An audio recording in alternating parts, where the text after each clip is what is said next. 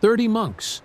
No weapons, no walls, no guards, and enough gold and silver to buy a small kingdom. The island of Lindisfarne in the year 793 AD is essentially a bank vault holding the medieval equivalent of $15 to $20 million, protected by one wooden door and the assumption that God is watching. On June 8th, between 3 and 5 ships carrying up to 200 armed men will cross 1,500 kilometers of open ocean, land on this beach, and empty that vault in under 3 hours. It will be the most profitable robbery in medieval history, and it will launch 300 years of terror across every coastline in Europe. This is the morning the Viking Age begins, and I am standing right in the middle of it. My name is Arthur Graves, and through forensic AI reconstruction, I am on the island of Lindisfarne approximately 4 hours before this place becomes the most famous crime scene in the medieval world. Behind me is a monastery that holds a fortune in gold, silver, and jeweled manuscripts. In front of me is the North Sea, grey, flat, and empty. For now. The monastery at Lindisfarne was founded in 634 AD by an Irish monk named Aidan, invited by King Oswald to convert northern England to Christianity. Over the next century and a half, this tiny island became the spiritual capital of Northumbria. The Lindisfarne Gospels were created here, 258 pages of handwritten Latin decorated with Celtic designs so intricate that scholars estimate a single page took an entire month to complete. That manuscript now sits in the British Library in London. It survived today, but only because someone grabbed it and ran. The economics of a medieval monastery worked like this. Wealthy people donated gold, silver, and land in exchange for prayers for their souls. The more you gave, the more the monks prayed, and the better your chances in the afterlife. It was a spiritual insurance policy, and for 159 years, business had been spectacular. Kings, nobles, and landowners across Northumbria had been depositing their premiums here. Based on comparable monastery holdings of the period, Lindisfarne likely held between 50 and 100 kilograms of precious metals. A single silver chalice here was worth more than a farmer earned in 10 years. There were dozens of them. And no security guard. Just prayers. I am watching Brother Eadfrith carry a silver chalice across an open courtyard in broad daylight, and all I can think is that this is the 8th century equivalent of walking through downtown with a bag of cash and your eyes closed. The entire security strategy of this institution is the belief that God will personally smite anyone who steals from a church. That theory is about to undergo a rigorous field test. The monastery itself is smaller than people imagine. The church is rough stone, maybe 12 meters long and 6 wide, smaller than a modern convenience store. Around it, wooden huts where the monks sleep, a scriptorium, a kitchen, and a small herb garden. The entire complex fits inside a football pitch. These 30 men wake at 2 in the morning for the first of 8 daily prayer services. By sunrise at 4:30, they have already prayed twice. The rest of the day alternates between copying manuscripts, tending about 40 sheep and a dozen goats, and praying some more. It is quiet, repetitive, and deeply peaceful. It is also completely defenseless. The island sits 1.6 kilometers off the coast of Northumbria, connected to the mainland by a tidal causeway that disappears under 3 meters of seawater twice a day. When the tide is in, you are trapped here. The nearest military force is at Bamberg Castle, 16 kilometers away. Close enough to see on a clear day. Far too far to help. There is no watchtower, no signal fire, no alarm system of any kind. The island's only boats are small fishing vessels built for 2 or 3 people. It is around 9 or 10 in the morning when someone spots dark shapes on the northern horizon, moving fast. much faster than any trading vessel. Earlier that year, people across Northumbria had reported seeing immense whirlwinds, flashes of lightning, and fiery dragons flying through the air. Modern historians believe these were unusual atmospheric phenomena, possibly aurora borealis at low latitudes, but for the people here, they were warnings from God, signs that something terrible was approaching. They were right about the terrible part, wrong about the God part. I can see them now. The man next to me, a farmer named Wulfric. He has stopped walking and is staring at the water with his hand over his eyes. What's going on? He looks confused, not afraid. He has never seen ships shaped like that. Nobody here has. The prows are carved into dragon heads. Norse raiders removed those when approaching friendly ports to avoid offending the local spirits. The fact that they are still mounted tells you everything about what is coming. The Viking longship was one of the most remarkable weapons ever built. 23 meters long, 5 meters wide, drawing less than half a meter of water. It could cross the open North Sea, navigate shallow rivers, and drive directly onto a beach at full speed. 30 to 40 men rowed it at 5 to 8 knots when the wind died, and the entire vessel weighed only 20 tons, light enough for the crew to carry overland between rivers. The Vikings covered 1,500 kilometers of open ocean in roughly a week and a half. For the people of 8th century England, facing this technology was like facing an enemy that could teleport. There was no coastline they could not reach, and no defense that could predict where they would strike. The ships closed the distance in under an hour, between 3 and 5 of them, carrying an estimated 150 to 200 men. As they approach, reality hits the island in stages. First confusion, then recognition, then pure dread.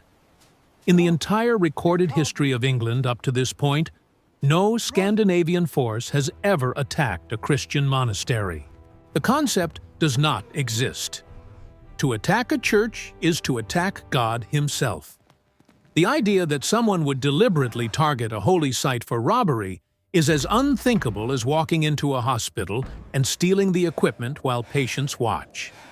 Actually more unthinkable, because these people genuinely believe divine punishment will strike anyone who tries. Nobody comes to help. Nobody sends a warning. The tide is in. The causeway is underwater. Lindisfarne is alone. The hulls hit the beach at approximately 10:30, grinding into sand and gravel at full speed. The men are already moving before the ships stop. They vault over the sides carrying axes, swords, and round limewood shields with iron bosses at the center. I need to correct the popular image. These are some not 7-foot berserkers in horned helmets. The horned helmet is a complete myth, invented in the 19th century by a Swedish artist who thought it looked dramatic. These are medium-height, heavily armed farmers and fishermen from western Norway, probably, from around modern Bergen. Most are between 20 and 35. They wear leather armor or thick wool tunics. Some leaders have chainmail, but that costs as much as a house, so most go without. They look like working men, because that is exactly what they are. Raiding is a summer job. In 3 months, most of them will be back home harvesting barley. This is a business trip with axes. The attack is organized, efficient, and terrifyingly fast. One group secures the beach and the boats. A second moves directly toward the monastery. A third fans out across the island to cut off escape routes. They have rehearsed this on smaller targets for years. Isolated farms and fishing villages along the Norwegian and Scottish coasts were their training ground. Lindisfarne is simply the first job ambitious enough to make the history books. The monks have roughly 10 minutes between the ships hitting the sand and the first Vikings reaching the monastery. In those 10 minutes, decisions are made that will echo for centuries. Some monks try to hide the most valuable objects. One of them, whose name history does not record, manages to save the Lindisfarne Gospels, probably by wrapping them in cloth and concealing them outside the monastery walls. This anonymous monk, in the middle of a raid with axe-wielding Norwegians closing in, saved what would become one of the most important cultural artifacts in British history. He never got a name in the history books. The men who tried to destroy his work got an entire age named after them. That is perhaps the most unfair thing about this whole story. Others gather in the church to pray at the altar. This is not stupidity. It is theology. They genuinely believe that the altar is sacred ground where God will protect them. The altar is smashed open 20 minutes later because monasteries often stored their most valuable items inside it. God, it turns out, does not intervene in armed robberies. A few attempt to flee south across the island. At least one monk tries to swim the 1.6 kilometers to the mainland through the North Sea. It's in water that cold within 15 to 30 minutes. The mainland might as well be on the moon. That if man swimming is not going to make it. I know that. He probably knows it too. But when your options are a freezing ocean or a Norwegian with an axe, the ocean at least gives you the illusion of a chance. People do not make rational decisions when they are terrified. They make moving decisions. They run, swim, hide. Anything except stand. Still, because standing still feels like choosing to die. Alcuin of York, a Northumbrian scholar living at the court of Charlemagne in France, documented the attack in multiple letters. He describes Vikings killing monks on the altar, stripping others naked and casting them into the rain, drowning some in the sea, and dragging others away in iron chains. Every chalice, every cross, every jeweled book cover is stripped from the monastery and carried to the ships. 159 years of accumulated treasure, loaded onto longships in under 2 hours. Some monks are taken alive, not out of mercy, but because a literate monk on the Scandinavian slave market was worth roughly the same as a skilled specialist on a modern job market. You are not buying muscle. You are buying someone who can read, write, keep records, and manage accounts. The Vikings understand labor economics perfectly well. They are brutal, but they are not stupid. The entire raid, from the ships hitting the beach to the Vikings pulling away with full cargo holds, takes less than 3 hours. 159 years of prayer, scholarship, art, and devotion, emptied in less time than a football match with extra time. These monks spent 5 generations building something extraordinary. It took the Norwegians a long lunch break to take it apart. When news reaches the courts of England and continental Europe, the reaction is not grief, but existential crisis. Alcuin writes to the Bishop of Lindisfarne, struggling to explain how God allowed pagans to destroy the holiest site in England. His conclusion is that the English must have sinned so terribly that God withdrew his protection. The idea that bad things happened to good people simply because those people had no army and sat on a pile of gold in the middle of the ocean does not compute in the 8th century mind. They cannot process this as a crime. They have to process it as theology. But the consequences of this single morning extend far beyond one looted church. June 8, 793, is the date most historians use to mark the beginning of the Viking Age. This one raid proved 3 things simultaneously. The coasts of Europe were undefended, Christian monasteries were treasure vaults with no locks, and the North Sea was not a barrier, but a highway. Every raid that follows traces its confidence back to this beach. In the decades after Lindisfarne, Viking fleets attack monasteries across Ireland, Scotland, and England. They established the Danelaw, controlling nearly half of England. They found Dublin as a trading post. They colonize Iceland, reach Greenland, and land in North America 500 years before Columbus. Within 2 centuries of this morning, Scandinavian warriors from small Norwegian fishing villages serve as personal bodyguards to the Byzantine emperor in Constantinople, 4,000 kilometers from where I am standing. The equivalent of a local street gang going global and setting up operations across every continent. All of it starts here. All of it starts today. The monastery at Lindisfarne is rebuilt after the attack but never recovers. The monks abandoned the island entirely in 875, carrying the body of St. Cuthbert on a journey that wanders across northern England for over 200 years before settling at Durham, where they build a cathedral that still stands today. The Lindisfarne Gospels, saved by that anonymous monk during the chaos, survive the centuries and end up in the British Library. You can view them online right now if you want, for free.